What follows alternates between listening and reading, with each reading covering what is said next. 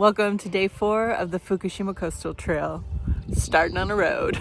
The campground I stayed at was so beautiful, such a great location, good restrooms, good water. If you didn't see yesterday's episode, I wasn't able to use the baths or showers. There's actually an onsen here, but I have tattoos, so I was not allowed to use it, which is fine because I'd had a shower the day before, so I'm good to go for a few days.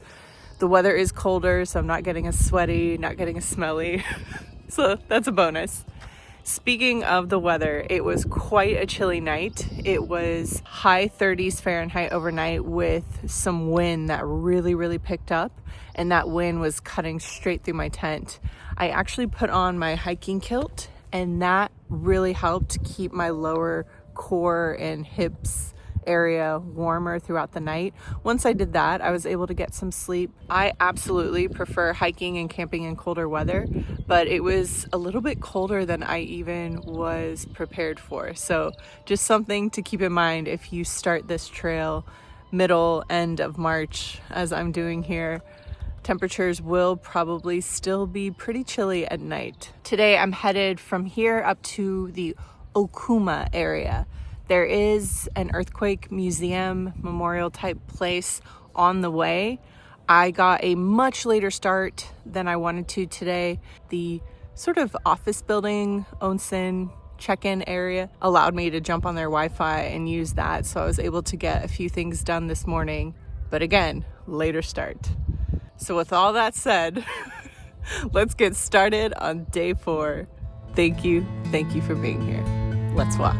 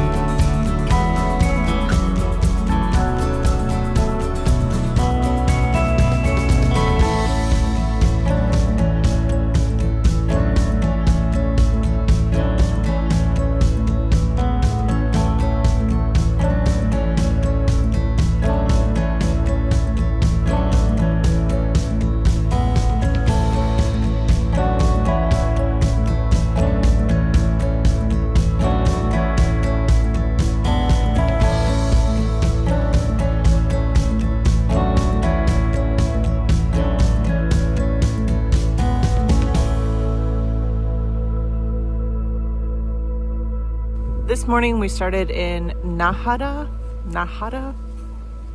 and we're about to get to an area called Tomioka. From there we will get to Okuma, which is where I'm hoping to stay tonight. I'm going to show up to the community center and ask if they have any recommendations for where I can camp. I also saw online that they may even have extremely affordable accommodation, but when I tried to book it, it was sort of wonky. It said that they had no availability, but it said that for like the entire year. So I'm not really sure if they're using that online reservation system. And because I don't speak enough Japanese, I just decided we'll just show up, talk to people, see what's going on.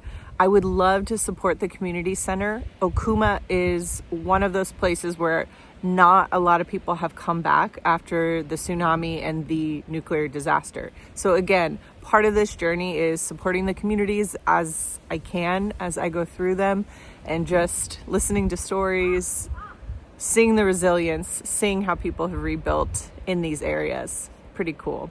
We are actually passing a nuclear plant here soon, and then tomorrow there's actually a diversion on the trail to avoid the nuclear plant area. So we'll talk more about that tomorrow. For now, I'm enjoying these beautiful coastal views.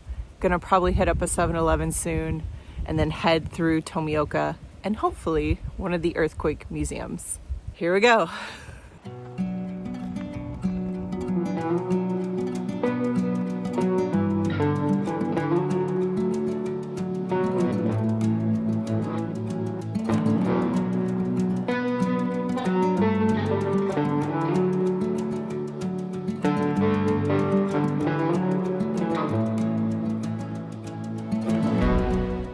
I just saw a huge serow just gallop across the road and then up into the brush.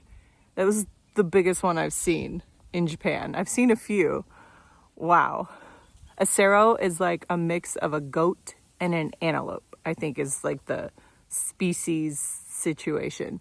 That was really cool. That was my first major wildlife sighting of this trip. I'm so sorry I couldn't capture it. I was just like, what is happening? I was just thinking how quiet it was on these roads. And actually, I just saw the first car pass by in like hours. That was cool.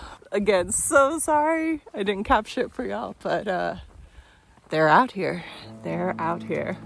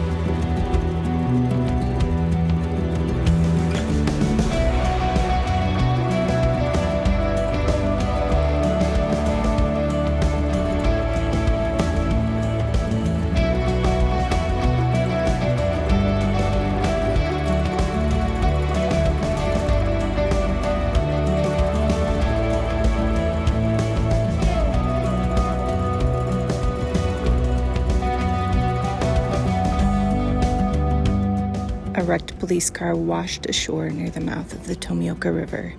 2 police officers from Futaba Police Station were instructing residents to evacuate when the car was caught in the tsunami. Tomioka Town decided to preserve this police car. Many people have come to pay their respects and place flowers on the police car. On April 22, 2011, the government designated Tomioka Town as a restricted area. Residents could no longer enter the town without permission from the government. In 2013, the town was reorganized into difficult-to-return areas, restricted residential. Decontamination and demolition work was carried out, drastically changing the landscape of the town. In 2017, the evacuation order was finally lifted in the town, except for areas where it was difficult to return. Meanwhile, people in those afflicted areas are still living in evacuation centers. So Tomioka Town, I see you. I respect everything that you all have been through, and I'm so excited for where you're going in the future. People of Tomioka Town, I just find you all very, very inspiring. So thank you for that. Wow. Just wow. As we walk north, we are getting closer and closer to the Daiichi plant. And we actually will have to take a detour because we still cannot walk across that land. The museum is also free, by the way, so no excuse. Get there. I used Google Translate to ask one of the museum volunteers to help me make a reservation in Okuma tonight, and she was successful. I have a reservation. Get there about 5 p.m., which we're about an hour and a half walking from that community center. If I can, I want to definitely support these communities along the way in any way that I can. So I think this is a really cool opportunity to do that. All right, on to Okuma.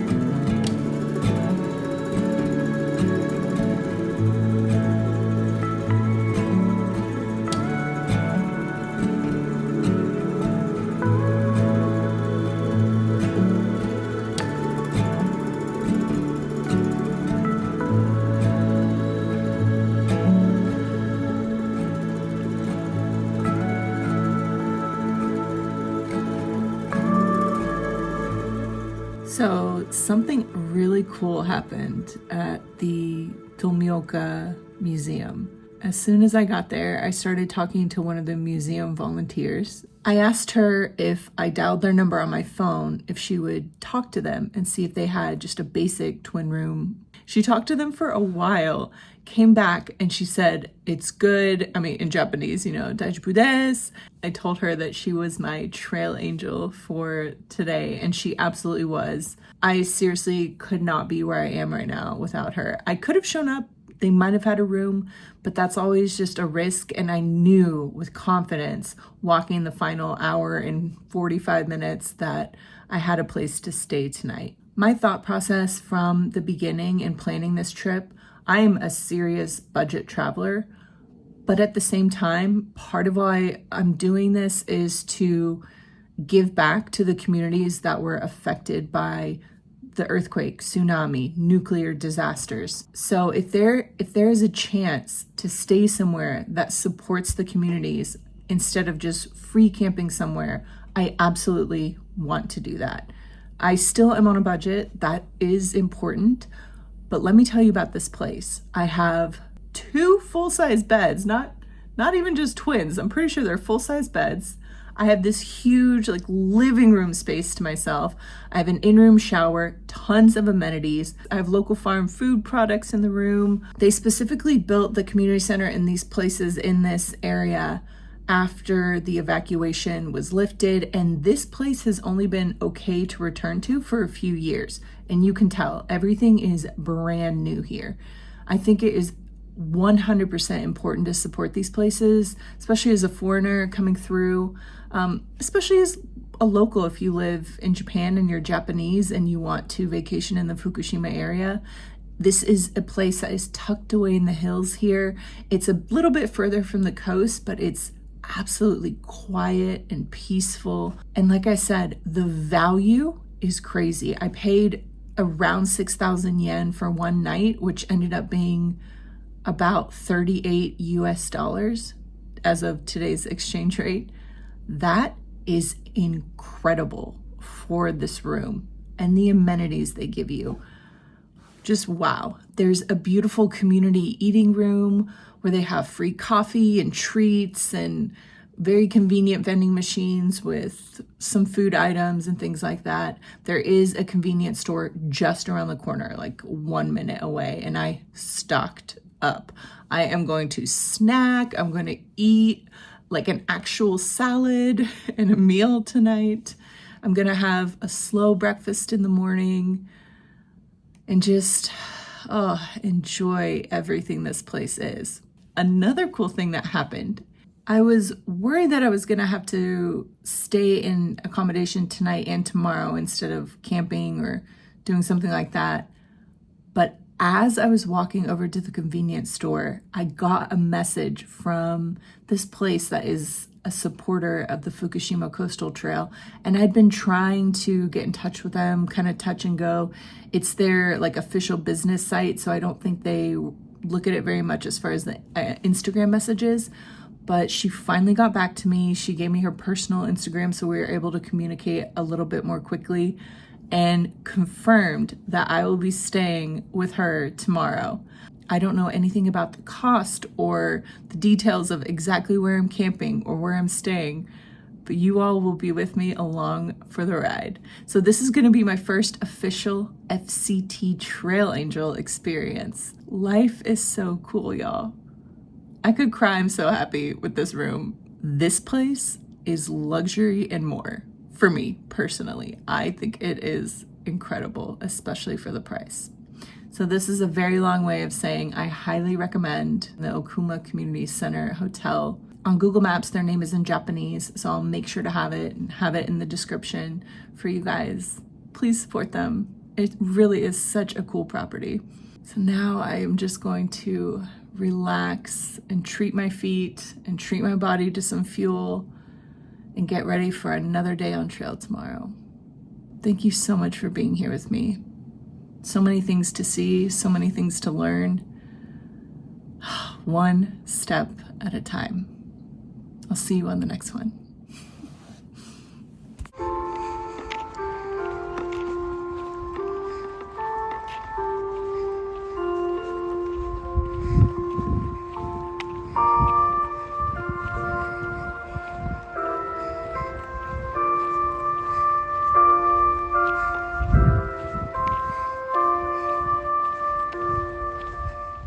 Thank you so much for taking a walk with me.